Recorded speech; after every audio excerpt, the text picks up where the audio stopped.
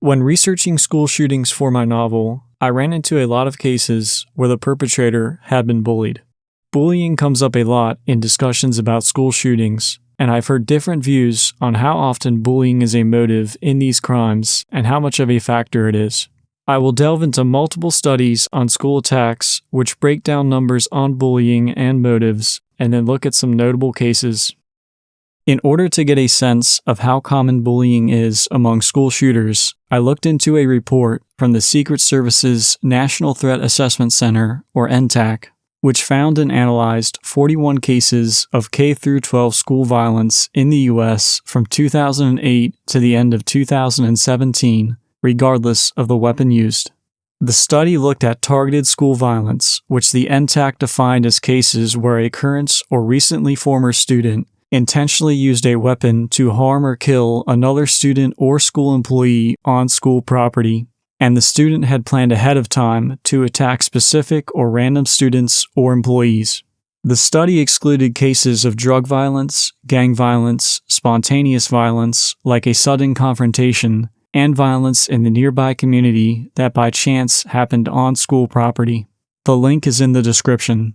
The reason I picked this study is because of its strict rules on selecting cases. When someone talks about school shootings, they almost always mean that people at the school are targeted and the perpetrator is a current or former student, like Sandy Hook, Columbine, or Parkland, and not drug or gang violence at schools. In 61% of cases, the weapon used was a firearm, the majority of them handguns. The rest, 39%, used bladed weapons, mostly knives. A small number used a combination of weapons, including one who used a bow staff and a knife. So not all of these are school shootings, but all school shootings are included. There was limited information available on the histories of 6 of the attackers, so some of the analysis is on 35 of the attackers. This study found that 80% of the attackers had experienced bullying, defined as including unwanted aggressive behavior among children with the intent to do harm with a real or perceived power imbalance and is or could be repeated. And 57% of the attackers had experienced persistent bullying, which lasted for weeks or longer. The report also states that between 25% and 33% of all students report being bullied, so bullying was present at a significantly higher rate among school attackers than among students in general. The report broke down the types of bullying. 3/4 of the attackers suffered from verbal bullying, 40% from physical, and smaller numbers for social bullying such as spreading rumors and property and cyberbullying. In many cases, someone else was aware of the bullying, such as classmates, parents, or school officials. And there were some cases where school officials knew about the bullying, but little or nothing was done about it. About 1/3 of the school attackers were themselves bullies, though almost all of them were also the victims of it. The report has a chart breaking down the motives for the attacks. The study identified one primary motive per attacker, but there could be multiple secondary motives per attacker. Almost all of the attackers had at least one secondary motive. Grievances were by far the most common motive, and in 19 cases, the grievance was related to bullying, which is a little less than half of all cases in the study. The study does not break down how many of those 19 cases were primary or secondary motives, though it is a subset of the grievances related to peers category. The secondary category is a bit confusing because although each case could have multiple secondary motives, there are more secondary motives for peers at 11 than there are secondary motives for overall grievances at 9. My guess is that there were a couple of cases where there was both a primary and secondary motive of different types of grievances. For example, a case where there was a primary motive of grievance against peers and a secondary motive of grievance against staff. In the yellow area of subtypes of grievances, both types were counted, but in the overall grievance row, those cases only counted as a primary motive, as they did not want to double count the total number of cases where grievance was a motive, which further down the report states is 34 cases. The report also says that the motivations were multifaceted, which probably made it difficult to break down. Another way to look at this with a focus on bullying is to split out the total grievances category into the separate types of grievance. I created my own chart ranking the categories by the total column from the report. Taking all of the other categories into account, the bullying category would be the most common, slightly above the next highest category of those who wanted to take their own lives, which is mostly a secondary motive. I took the total number of peer grievance cases, 26, and subtracted the number of bullying cases, 19, to get 7 cases of peer grievances not related to bullying. Of course, how the motives are broken down has an effect on which ones are the most common. Broader categories will include more cases, and some cases have more known motives than others, but these charts show that no matter the breakdown, bullying is one of the most common motives. In the appendix, there's a small section giving insight into being bullied and bullying as a motive. Of the 20 attackers who had suffered from persistent bullying, over half, 12, had evidence that bullying was a motive. Of 15 attackers who were not persistently bullied, 5 had bullying as a motive. These 5 may be students who were bullied, just not persistently. This shows that of the cases where bullying was a motive, the majority had experienced persistent bullying. The report goes over a couple of examples related to bullying, including one tragic case where a 16-year-old student who was being bullied told his teacher about it. The teacher told him to, quote, man up. Then the student's mom contacted the school about the bullying, and there was no evidence that the school did anything about it. The student got into a fist fight with the bullies, and the student was suspended. The student would later shoot and injure 2 at the school. Multiple classmates testified that he had been persistently bullied. In another case, the report details the kinds of bullying that a 12-year-old school shooter had endured. Besides calling him names like gay and idiot, bullies poured water down his pants and said that he had wet himself, and they tripped him and pulled his pants down. He killed 1 teacher, injured 2 students, and then took his own life. The shooter left notes addressed to teachers and classmates about the bullying. In an additional case, a 13-year-old female student stabbed another female student at their middle school. The girl who was stabbed, along with some of her friends, had bullied the attacker, called her ugly, pushed her, spread rumors about her, and sent her threatening messages over the phone and internet.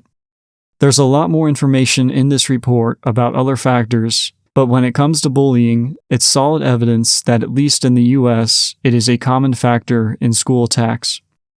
The Secret Service NTAC had released an earlier study, the Safe School Initiative, looking at school attacks from 1974 to 2000, which found 37 cases and 41 perpetrators.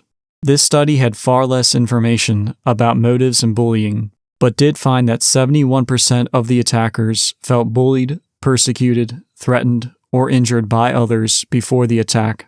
Several of the attackers had been bullied severely and over a long time, which was a motive in some of those cases. The report gives an example of a student who had been bullied by almost everyone at the school. They had thrown him against a locker, tripped him, pushed his head down in the pool, and thrown things at him. Closer to the attack, the student became more upset at the bullying. Another study examined the writings of 19 school shooters around the world, regardless of how many were killed or if the shooter was a student of the school, stretching from 1975 to 2015.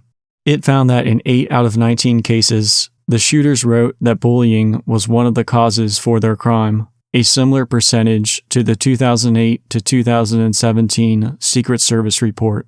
The study analyzed several different motivations and reported their frequency. I created a chart of the findings in order of how common they were. Bullying was tied for second with mental health issues and was more common than anger, peer influence, abuse, and political or religious motives. The most common, rejection, involved a broad range. It could be rejection from peers, which is similar to bullying, as well as rejection from school, such as being suspended, romantic, or societal. This category reminds me of the grievance category from the Secret Service study, which combined different types of grievances and also had the most cases. The study quotes some of their writings. One of the school shooters wrote, "When I do commit my atrocities, I want the conversation to be about elementary school teasing. Words hurt, can mold a sociopath, and will lead someone a decade later to kill. He killed one student, then took his own life at a high school in Colorado in 2013. In 2006, in Germany, an 18-year-old wounded 37 people at his former school from a combination of shooting and setting off smoke canisters, and then took his own life. He wrote, "I realized that my entire life, I was the dumb one for the others, and people made fun of me, and I swore to take revenge." This study reviews other studies of school shootings, and several of them found bullying to be common.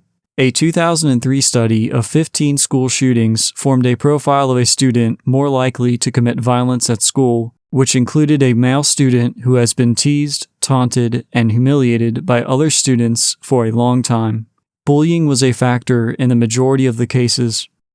A 2000 study of 9 school shooters discovered that all 9 had been teased or felt isolated by their peers. A 2007 paper found that most rampage shooters are retaliating against violence and harassment from peer groups, such as athletes. And a different study of school shootings from 1982 to 2001 found 28 cases where the perpetrator fired randomly at others. In almost all of them, there was evidence that the shooter had been bullied. There was no breakdown of which types of bullying or how many were motivated by being bullied, but it did say that the bullying was usually both verbal and physical. Instead, the study focused on the nature of the bullying and found that across the different cases, a lot of the bullying was homophobic, but not because the shooter was gay. In fact, the study could not find evidence that any of the shooters were gay and referred to that type of bullying as gay baiting, which is homophobic bullying directed at boys because they were different. For example, shy, nerdy, academic, or weird, and to take away their masculinity. Multiple examples are mentioned, like Andy Williams, who shot and killed 2 students in California in 2001. He was shy and overweight and consistently bullied. Students stole his money and food, physically assaulted him, stuffed him in his locker, and he was called a homophobic slur by a parent of a peer. Another was a high school freshman in West Paducah, Kentucky, in 1997. Bullies made fun of him all the time, pulled his pants down in front of others, and called him homophobic slurs. He stole multiple firearms, brought them to school, and killed 3 students and injured several more. While in prison, he said, quote, "People respect me now." In this section, I'll cover notable cases where bullying was a factor. Some were in the studies, and some I found in my research. Though there were many other factors present in these cases, I'll focus on the bullying aspect. In 1997, in Pearl, Mississippi, a 16-year-old named Luke Woodham murdered his mother, then drove to his high school, and with a lever-action rifle, shot and killed 2 students and injured 7 others. Woodham was an overweight, awkward, and shy student. Starting in kindergarten, classmates bullied him, and it only grew worse over the years, including both verbal and physical bullying. He was called names like chunky, tubby, gay, and homophobic slurs, even though he had briefly dated a girl. Bullies jumped him and beat him up. He said when he tried to fight back, he got into just as much trouble as the bullies. He was bullied so much that his bus driver would have him sit behind her so he would have somebody friendly to talk to. Though he started out as a good student, as the bullying grew worse, his grades plummeted to the point he had to repeat the 9th grade, and his writing in school papers fixated on violence, torture, and mass murder. In a note that Luke wrote before the attack, he explained he was doing this to get revenge, and that, quote, "I killed because people like me are mistreated every day. I do this to show society, push me, and we will push back." During the attack, Luke targeted and killed his ex-girlfriend, then shot other students, mostly at random. According to Luke, one of the students he wounded had bullied him, and Luke intentionally shot him multiple times because of the mistreatment, temporarily paralyzing him. In the middle of the shooting, Luke paused to apologize to another student he had injured, because that student had never bullied him. Luke had mistaken him for another student. In an interview with police afterwards, he talked about how he had been picked on. How all built up inside of me over time. People always picked on me. They always called me gay and stupid stuff like that. There are other factors to this case, and I have a deep dive video that covers them on my channel. Earlier in 1997, another 16-year-old, Evan Ramsey, shot and killed the principal and a student in Bethel, Alaska. Ramsey had been bullied by boys at his school, where they would cover him in toilet paper, spit on his head, make fun of his grades, which were poor, and called him degrading names like piece of expletive and the R word. Ramsey was also mixed race and said he was spit on for being half native and beaten up for being half white. Ramsey told the school administrators about the bullying. The administrators told the bullies to stop it, but it did not stop and only got worse. Ramsey tried responding to the insults by firing insults back, and he ended up getting punished along with the bullies. The administrators eventually told Ramsey to ignore the bullies, and he stopped reporting the bullying. Ramsey wrote in a note, "The main reason that I did this is because I'm sick and tired of being treated this way every day." And in an interview, when asked why he targeted the school, he said, "That's where most of my pain and suffering was." This one's a little different. In this case, the two shooters were bullies. In 1998, at a middle school in Arkansas, two boys pulled the fire alarm, hid in some bushes, and fired at students and teachers as they exited the school, killing 4 students, 1 teacher, and injuring many others. One of the shooters, 13-year-old Mitchell, was known for being a bully, according to multiple students. He had an explosive temper, had in-school suspension multiple times, and there was a rumor that he had brandished a knife at another student in school. There are reports that he was also teased. The other shooter, 11-year-old Andrew, was a neighborhood bully. He was known for cursing out and yelling at other kids and threatening to shoot them with his BB gun. He also carried a hunting knife with him and tortured and killed cats for fun. Other children were told not to play with him due to his menacing and violent behavior. Because of Arkansas's laws at the time, both of the perpetrators had to be charged as juveniles and could only be imprisoned until they were 21 years old. Both were released when they turned 21, having served less than 10 years for their crimes, and their records were sealed. In 2019, Andrew died in a head-on car accident not too far from the site of the shooting. A family of one of the shooting victims released a statement praying for Andrew's wife and child, who were injured in the wreck. In 2019, in Colorado, 2 teenagers shot and killed 1 student and injured several others at their charter school. One of the teenagers was transgender, transitioning from female to male, and preferred male pronouns. Classmates bullied him for this, which involved bullies calling the shooter names, calling him disgusting for transitioning, and using female pronouns to refer to the shooter. He claimed he intentionally targeted bullies during the shooting.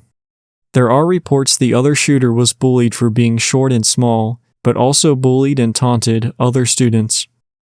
In 2005, in the Red Lake Indian Reservation in Minnesota, a teenager shot and killed 9 people, 7 of them at his high school, before taking his own life.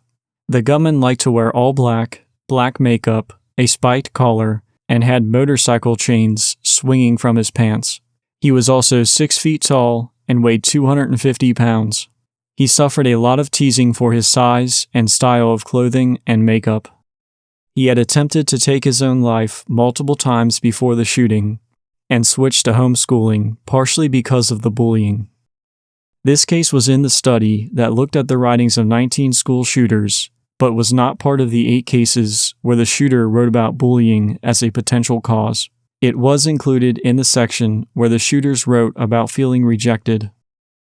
In 2007, a student took the lives of 32 people and then himself at Virginia Tech. When the gunman was in high school, he was persistently bullied. He had selective mutism, a type of anxiety disorder in which a person is unable to speak in certain situations, even when they are expected to speak, though they are capable of speaking in other situations. This led to teasing in high school. When a teacher called on him to read out loud, he would struggle to speak, sometimes using a weird, deep voice, and other students would make fun of him for it. He was also bullied for his ethnicity, and students told him to go back to China, even though he was from South Korea. There are reports he was picked on in middle school as well. This case was in the study on the writings of 19 school shooters and listed as one of the 8 where there were indications bullying was a motive. This one is not a school shooting, but a stabbing at a middle school in China. In 2018, a 28-year-old man fatally stabbed 9 students and injured about a dozen more. He had attended the school and was bullied there, and his motive for the attack was revenge for being bullied. His plan had originally been to hunt down and kill those who had bullied him at the middle school, but he couldn't find them, so he changed his plan to go after current students. He was executed by firing squad several months later. In 2017, a 15-year-old shot and killed 1 and wounded 3 others at a high school in Washington state. After the shooting, the teenager said the reason was, quote, to teach everyone a lesson about what happens when you bully others. He said the student he murdered had picked on him, though the gunman did not specifically seek out that victim or the other students he injured. Columbine still has a lot of disputed stories and rumors, and I found it difficult to sort out. I'll go over events that are well known. One study said that one of the shooters, Eric Harris, had a medical condition that left him with a visibly sunken chest. Witnesses said he had been teased for this. Multiple sources, including the book Columbine, said that the shooters had bullied others. They liked to pick on freshmen. The other shooter, Dylan, got into trouble for defacing a freshman's locker. He scratched a homophobic slur on it and was sent to the dean. Eric would start fights, and both would brag about tormenting others. For a while, both of the shooters and another friend would sneak out at night to vandalize the houses of students Eric didn't like. When Eric was in a snowball fight with some boys he didn't like, he threw chunks of ice at their cars, damaging them. One of them told his mom and Eric's mom. Eric later made death threats online against that boy, posted his personal information, and told other people to harass him. The book said that in all of the writings and evidence the killers left behind, they never mentioned bullying. The study looking into the writings of school shooters found that Eric's writings had indications that bullying was a motive. This disagreement seems to come from different understandings of what meets the definition of bullying. Eric briefly mentioned how people would make fun of his appearance in his journals. The killers also made some videos called the basement tapes, and in them Eric also briefly complained about people teasing him for his appearance. The book, citing other researchers, said what Eric went through did not meet the definition of bullying because it requires the behavior to be repeated and in the context of a power imbalance. Both sources agreed that there was nothing in Dylan's writings about a bullying motive. There are unclear reports that the shooters had ketchup dumped on them in the cafeteria, possibly as part of a food fight. After the shooting, students spread lots of rumors about the shooters, including some that they were gay, calling them homophobic slurs, and claiming that the shooters were made fun of because they were gay. I found other cases like this in my research, where there were gray areas and disputed accounts around bullying. I chose to include Columbine as an example of that kind of case, and because it's one of the most infamous school shootings. 8 days after Columbine, a student at a high school in Alberta, Canada, shot and killed one student and seriously injured another. The shooter had been severely bullied for years, both verbally and physically. In grade school, kids covered him with lighter fluid and said they would set him on fire. They beat him up many times and would even take pictures of the wounds they had inflicted on him. The shooter grew reclusive and full of dread in response. He was called homophobic slurs, made fun of for having greasy hair and acne, and in one account, a beating caused a slash to his lip that his tongue could poke through. Kids would pick fights with him for no reason, and the shooter would threaten to blow up their houses if they did not leave him alone. Multiple reports stated that the shooter did not know his victims. The Uvalde, Texas shooting, which is known for the police taking over an hour to confront the shooter, involved bullying. The shooter, who killed 21 at a school he had attended, had been bullied when he was in the 4th grade. According to his family and friends, students made fun of him for his stutter, his short hair, and for wearing the same clothes almost all of the time. One article says a girl tied his shoes together, causing him to fall right on his face. Weeks prior to the attack, the perpetrator had spoken about awful memories he had from when he was in the 4th grade. The classroom where the bullying took place was one of the classrooms where he carried out the shooting. A student shot and seriously injured a classmate at a high school in California in 2013. The shooter said that the victim, a student athlete, had bullied him. School staff talked him into surrendering his weapon. His plan was to kill 2 students who he said had bullied him. One of the students targeted by the shooter testified in court that he had teased the shooter during freshman year in order to fit in with the cool kids. He said that during the shooting, the shooter called out his name, and he cried and apologized to the shooter. He also said that the shooter had endured a lot of bullying. There was conflicting testimony over whether the other student had bullied the shooter. The other student denied bullying the shooter, but others testified he did. In the study on the writings of school shooters, this gunman did not specifically write that bullying was a motive for the attack, but he did write a story about a boy who had suffered persistent bullying, and this case was considered to have indications of a bullying motive. There were a few patterns I found while researching these cases. One was how, in the majority of the notable cases, the victims were chosen randomly. The intentional targeting of bullies was rare. I could only find evidence in the charter school shooting in Colorado in 2019, the 2013 shooting in California, and one victim from the Pearl High School case. The opposite seems to be true in the Secret Service study, where 73% of the attackers targeted a specific person or people. A smaller number targeted a certain group, and bullies were one of them. Not all attackers were motivated by bullying, but given the numbers, it sounds reasonable that many of the attackers motivated by bullying were targeting bullies, and the study does give examples where bullies were targeted. I think this difference might come from differences in media attention. School attacks where victims are randomly chosen are more likely to have a higher body count than attacks where specific people are targeted, because the attacker has to search for their targets. A higher number of people killed will result in more media attention, which makes it a more notable case. In the deadliest school attacks, like Columbine and Virginia Tech, the victims were chosen randomly. How much of a role bullying played in the motive varied. In some cases, I think the bullying wasn't a motive or was a minor factor, like in Red Lake, Minnesota, and Columbine. In other cases, bullying seemed to be a main cause, such as Pearl High School, the stabbing in China, the 2019 attack in Colorado, and the Bethel, Alaska case. The bullying also varied in severity and time. The Canada and Pearl High School shooters had experienced years of violent bullying. Their behavior noticeably changed for the worse because of the bullying. Other cases were more mild or over shorter periods of time. For some of the other cases, I was unable to find out more information on the severity and length of time. The study of cases from 1982 to 2001 focused on how a lot of the bullying took the form of homophobia.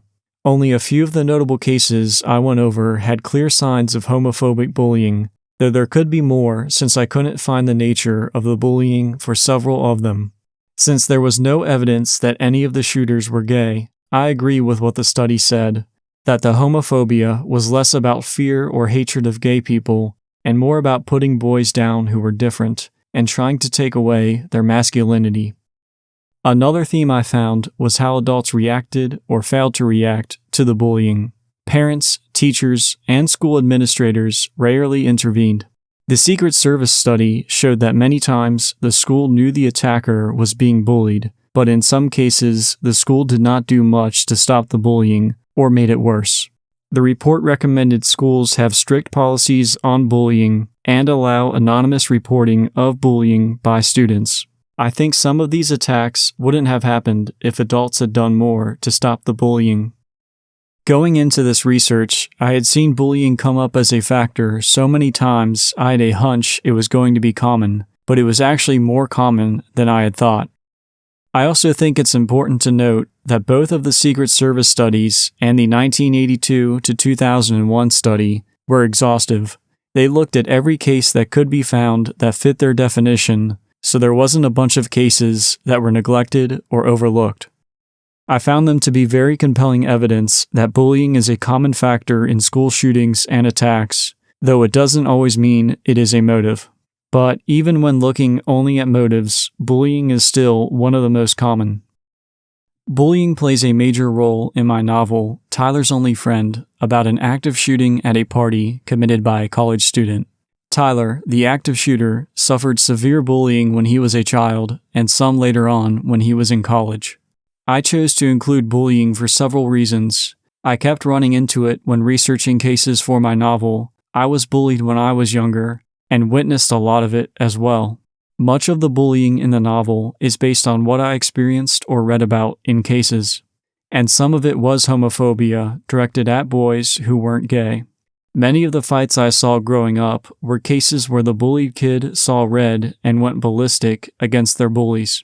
It seemed pretty feasible to me that one of those kids might get a weapon and get revenge, so it did not surprise me that bullying was common. Both the Bethel, Alaska, and the Jonesboro, Arkansas shootings are discussed by the main characters in my novel. They noticed how unfair it was that the bullied shooter in Alaska was given a lengthy sentence, and the bullies in Arkansas got absurdly light sentences due to technicalities in the law, reflecting how bullies seem to suffer little to no consequences for their wrongdoing, and the victims of the bullying don't. Thank you for watching. Any feedback is appreciated. Sources for this video are in the description, along with links to my novel. I have more videos on my channel covering what I found in my research.